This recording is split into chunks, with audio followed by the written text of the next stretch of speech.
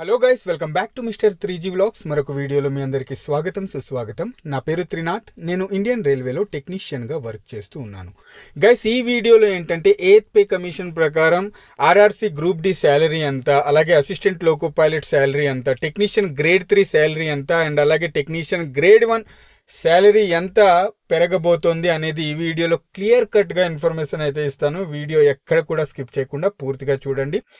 అంతకన్నా ముందు ఈ పే కమిషన్ గురించి మీకు జస్ట్ ఇన్ఫర్మేషన్ అయితే ఇచ్చేస్తాను అన్నమాట. చూడండి, ఈ పే కమిషన్ ఇప్పుడు తగలబోతున్న పే కమిషన్ ఏదైతే ఉందో అది 8th పే కమిషన్ అన్నమాట. 2026లో తగలబోతుంది. అంతకన్నా ముందు ఎప్పుడు స్టార్ట్ అయింది చూడండి.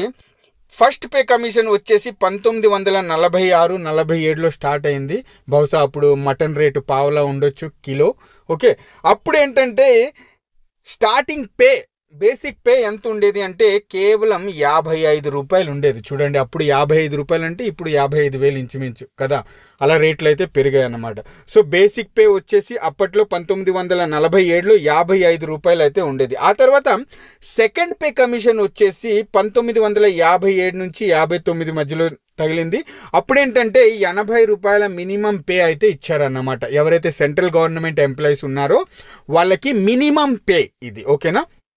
నెక్స్ట్ వచ్చేసి థర్డ్ సిపిసి కింద 1972-73 టైంలో ఏంటంటే శాలరీ వచ్చేసి 196 రూపాయలు అయితే మినిమం పే అయితే పెట్టారన్నమాట. యాక్చువల్గా ఇదేంటి అంటే ప్రతి 10 సంవత్సరాలకి ఒక్కసారి, అర్థమవుతుందా, ప్రతి 10 సంవత్సరాలకి ఒక్కసారి ఈ బేసిక్ పే అనేది ఫిట్మెంట్ అనేది ఫ్యాక్టర్ సెట్ చేస్తారన్నమాట. ఓకేనా. శాలరీ అనేది ఇంక్రీజ్ అవుతుంది, పెరుగుతుంది అన్నమాట ప్రతి 10 సంవత్సరాలకి ఒక్కసారి. అలాగే ఫోర్త్ పే కమిషన్ కింద 1983-86లో శాలరీ వచ్చేసి 196 రూపాయల నుంచి పెరిగి 750 రూపాయలు అయితే అయిపోయింది అన్నమాట మినిమం పే. ఓకేనా. నెక్స్ట్ 5వ పే కమిషన్ 1994-97లో శాలరీ వచ్చేసి 2,550 రూపాయలు. 750 నుంచి పెరిగి ఎంత అయింది, 2,550 రూపాయలు అయితే అయిందన్నమాట.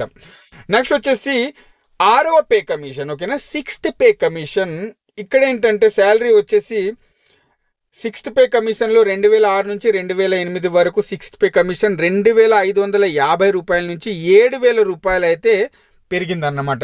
ఇంచుమించు 3 రెట్లు అయితే ఇక్కడ పెరిగింది. నెక్స్ట్ వచ్చేసి 7th పే కమిషన్ ప్రస్తుతం ఏదైతే మనకి నడుస్తూ ఉందో సెంట్రల్ గవర్నమెంట్ ఎంప్లాయీస్కి ఇంక్లూడింగ్ రైల్వే ఎంప్లాయీస్కి ఏదైతే ప్రస్తుతం పే కమిషన్ నడుస్తుందో అది వచ్చేసి 7th పే కమిషన్ అన్నమాట. ఓకేనా. ఇక్కడ శాలరీ వచ్చేసి మినిమం పే. ఓకేనా. మినిమం బేసిక్ పే వచ్చేసి రైల్వేలో లెవెల్ 1 పోస్టులు ఉన్నాయి కదా, ఆర్ఆర్సీ గ్రూప్ డి, మీకు అర్థమయ్యేలా చెప్పాలంటే ఆర్ఆర్సీ గ్రూప్ డి పోస్టులు లెవెల్ 1 పోస్టుల కింద వస్తుంది. సో మినిమం పే వచ్చేసి శాలరీ 18,000 రూపాయలు అన్నమాట. ఓకేనా. దీంతో పాటు అదర్ అలౌన్సెస్ అయితే ఉంటాయి. అవన్నీ మీకు తెలియాలంటే ప్రీవియస్ వీడియోస్ చూడండి, మీకు అర్థమైతే అయిపోతుంది మినిమం శాలరీ ఎంత తయారవుతుంది అనేది. ఓకేనా. ఇప్పుడు 2026లో నెక్స్ట్, ఓకేనా, ఇది ప్రస్తుతం 2025 ఇయర్ నడుస్తుంది కదా. ఇక 2026లో శాలరీ మినిమం పే ఎంత ఉండబోతుంది ఒక ఆర్ఆర్సీ గ్రూప్ డి ఎంప్లాయీకి అంటే గనక చూడండి గైస్, ఒకవేళ 8th పే కమిషన్ 2026లో 2.28 ఫిట్మెంట్ సెట్ చేస్తే గనక, అర్థమవుతుందా, 2.28 ఫిట్మెంట్ సెట్ చేస్తే గనక 34.1% శాలరీ ఇంక్రీజ్ అయితే గనక, ఒకవేళ ఇంక్రీజ్ అయితే గనక ఇక్కడ మీకు మినిమం పే వచ్చేసి 41,000 అయితే అవుతుందన్నమాట. ఓకేనా. 41,000 minimum pay. Group D employee level 1 ఎంప్లాయీకి సెంట్రల్ గవర్నమెంట్ ఎంప్లాయీ ఎవరైతే ఉన్నారో వాళ్ళకి మినిమం పే వచ్చేసి 41,000 అయితే తయారవుతుంది. దీంతో పాటు అలౌన్సెస్, హౌస్ రెంట్ అలౌన్స్ ఇవన్నీ ఉంటుందన్నమాట. ఓకేనా. మిగతా అలౌన్సెస్ అయితే ఇస్తారు. అండ్ ఇక్కడ ఏంటంటే చాలా మందికి చెప్పేస్తున్నాను, డిఏ అనేది ఏదైతే ఉందో ప్రస్తుతం డిఏ వచ్చేసి 56% అయితే ఉంది కదా ప్రస్తుతం. ఈ డిఏ ఏంటంటే గైస్ చూడండి, జీరో చేసేస్తారన్నమాట. ఓకేనా. మినిమం బేసిక్ పే 41,000 చేసేసి జీరో అనేది డిఏ అనేది జీరో చేసేస్తారన్నమాట. ఓకేనా. 0% డిఏ. ఆ తర్వాత మళ్ళీ 6 నెలలకు ఒకసారి ఈ డిఏ అనేది పెరుగుతూ ఉంటుంది లేండి. 1%, 2%, 3% ఇలా డిఏ మళ్ళీ పెరుగుతూ ఉంటుంది. మళ్ళీ నెక్స్ట్ వచ్చే 10 సంవత్సరాల వరకు అలా డిఏ పెరుగుతూనే ఉంటుంది అన్నమాట ఇది. ఓకే. 7th పే కమిషన్లో వచ్చేసి ఇక్కడ 2.2 2.57 అయితే సెట్ చేశారన్నమాట. బట్ అంత కాకుండా ఈసారి 8th పే కమిషన్లో 2.28 ఫిట్మెంట్ ఫ్యాక్టర్ అయితే సెట్ చేయబోతున్నారు. ఇది అంచనా మాత్రమే, ఓకేనా, ఇది అంచనా మాత్రమే. ఎందుకంటే అంతకన్నా ఎక్కువ కూడా పెట్టొచ్చు. ఒకవేళ 2.28 కాకుండా 3 అంటే రౌండ్ ఫిగర్గా ఇక్కడ 3% పెడితే కనుక మినిమం పే వచ్చేసి 54,000 రూపాయలు అయ్యే అవకాశం అయితే ఇక్కడ ఉందన్నమాట. అది కాకుండా లాస్ట్ టైం ఇక్కడ 7th పే కమిషన్లో ఈ 2.57నే మళ్ళీ 8th పే కమిషన్లో కూడా ఫిట్మెంట్ సెట్ చేస్తే కనుక శాలరీ వచ్చేసి ఇక్కడ 46,300 రూపాయలు మినిమం బేసిక్ పే అయితే అవుతుందన్నమాట, ఓకేనా. సో ఇది వచ్చేసి మినిమం బేసిక్ పే గురించి 7th pay commission, 8th pay commission, also మన హిస్టరీ అంతా మీరు తెలుసుకున్నారు. శాలరీ ఎక్కడి నుంచి ఎంతవరకు ఎక్కడి వరకు పెరిగింది అనేది, ఓకేనా. ఇప్పుడు మనం గ్రూప్ డి శాలరీ ఎంత ఉంటుంది, ఈ లోకో పైలట్ శాలరీ ఎంత ఉంటుంది, టెక్నీషియన్ శాలరీ ఎంత ఉంటుంది అని తెలుసుకుందాం. ఓకే గైస్, ఇప్పుడు మనం లెవెల్ 1 శాలరీ ఎంత ఉండబోతుంది, లెవెల్ 2 శాలరీ ఎంత ఉండబోతుంది, లెవెల్ 3 శాలరీ ఎంత పెరగబోతుంది, లెవెల్ 4 శాలరీ ఎంత పెరగబోతుంది, అలాగే లెవెల్ 5 శాలరీ ఎంత పెరగబోతుంది అంటే మీకు అర్థం అవ్వాలి. అంటే గ్రూప్ డి శాలరీ ఎంత పెరగబోతుంది, అసిస్టెంట్ లోకో పైలట్ అలాగే టెక్నీషియన్ గ్రేడ్ 3 శాలరీ ఎంత పెరగబోతుంది, NTPC level 3, NTPC level 4, NTPC level 5 అలాగే RRB SNT grade 1 post salary ఎంత పెరగబోతుంది అనేది ఈ వీడియోలో మీకు క్లియర్ కట్గా చూపిస్తాను, ఓకేనా. ఇది వచ్చేసి 7th సిపిసి ప్రకారం, ఇది వచ్చేసి 8th సిపిసి ప్రకారం అన్నమాట, ఓకేనా. ఇక్కడ మినిమం బేసిక్ పే వచ్చేసి ఆర్ఆర్సి గ్రూప్ డి వాళ్ళది, అదే లెవెల్ 1 పోస్టుల యొక్క వేకెన్సీ యొక్క మినిమం బేసిక్ పే వచ్చేసి ప్రస్తుతం 18,000 రూపాయలు 7th సిపిసి ప్రకారం అన్నమాట. అలాగే ఇప్పుడు 8th సిపిసి ప్రకారం ఎంత పెరగబోతుంది, 41,000కి జంప్ అయిపోతుంది అన్నమాట. మినిమం బేసిక్ పే చెప్తున్నాను. దీంతోపాటు house rent allowance, other allowances ఇస్తారు, అది వేరే విషయం, ఓకేనా. మీకు శాలరీ తెలియాలంటే ప్రీవియస్ వీడియోస్ చూడండి. అలాగే లెవెల్ 2 యొక్క శాలరీ ఎంత పెరగబోతుంది అంటే అసిస్టెంట్ లోకో పైలట్ అలాగే టెక్నీషియన్ గ్రేడ్ 3 యొక్క శాలరీ మినిమం పే వచ్చేసి 7th సిపిసి ప్రకారం 19,900 రూపాయలు.